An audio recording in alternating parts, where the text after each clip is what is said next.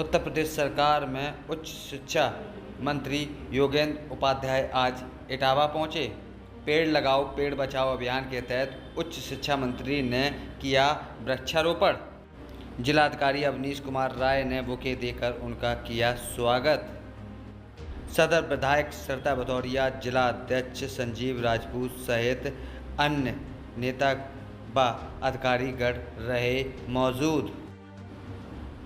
DFO Atul Kant Shukla ने भी उनका किया स्वागत।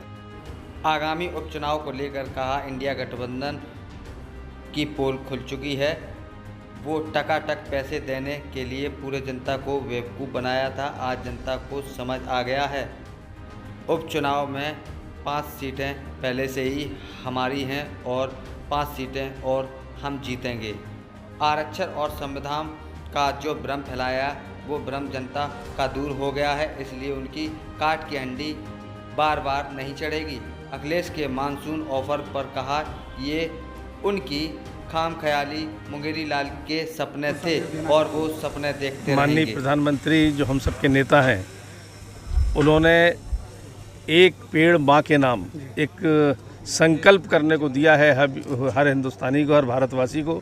और हमारे उत्तर प्रदेश के मुखिया माननीय योगी जी ने पेड़ लगाओ पेड़ बचाओ ये एक अभियान रखा है, जिसमें लगभग 36.5 करोड़ पेड़ इस बार वृक्षारोपण किया जा रहा है उनका। और इससे न सिर्फ हरियाली होगी, प्रदूषण रुकेगा, बल्कि जल का स्तर भी ऊपर उठेगा, क्योंकि पेड़ और प्रकृति ये माँ के समान है। और जिस तरह से माननीय प्रधानमंत्री जी ने संदेश देना चाहा है कि एक पेड़ माँ के नाम, जिस तरह माँ को हम अब प्यार करते हैं उसी तरह प्रकृति को भी प्यार करें और उसी तरह पेड़ों की रक्षा करें। इससे आने वाली संततियों के लिए काम होगा। एक महायज्ञ हुआ है पूरे प्रदेश में, ये अभिनंदनीय है और वंदनीय है। जिस तरह से उपचुनाव होना है 10 सीटों पर उत्तर प्रदेश में, तो आप किस तरह देख रहे हैं, कितनी सीट पर जीत का दावा कर रहे हैं? देखिए, भारतीय जनता पार्टी की 10 में से 5 सीटें थीं, तो ये 5 तो पुनः प्राप्त कर ही लेंगे और उन 5 में से 5 सीट जीतने का प्रयास कर रहे हैं हम लोग। फिर इंडिया गठबंधन को कहाँ देखते हैं? इंडिया गठबंधन की पोल खुल चुकी है। जैसे वो टकाटक पैसे देने के लिए बेवकूफ़ बनाया था उन्होंने जनता को, और आज जनता को समझ में आ गया। कर्नाटक इस बात का उदाहरण है कि चुनाव ख़त्म होते ही उन्होंने पेट्रोल, डीजल और गैस के दाम ऐसे बढ़ाए कि जनता से टकाटक पैसे वो लेने लगे। और जो उन्होंने आरक्षण और संविधान का भ्रम फैलाया था, आज वो भ्रम दूर हो गया है जनता का।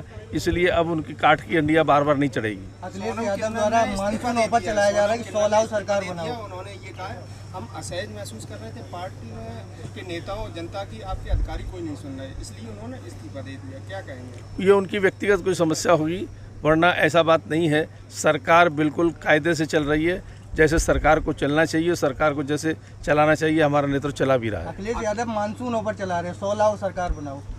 ये उनकी खामख्याली है। मुंगेरी लाल के सपने वो अच्छे देखते हैं, वो देखते रहें। देखिए, पूरे प्रदेश में बल्कि पूरे देश में जिस तरीके से वातावरण प्रदूषित हो रहा है, ऑक्सीजन की कमी हो रही है, पानी की कमी हो रही है, तो इसलिए जल स्तर को बढ़ाने के लिए और वातावरण शुद्ध रखने के लिए पेड़ लगाना बहुत ज़रूरी है। और हम इस बात पर गर्व महसूस करते हैं कि हमारी पार्टी केवल राजनीति वोट के लिए नहीं करती है, हम समाज और देश बनाने के लिए भी राजनीति करते हैं।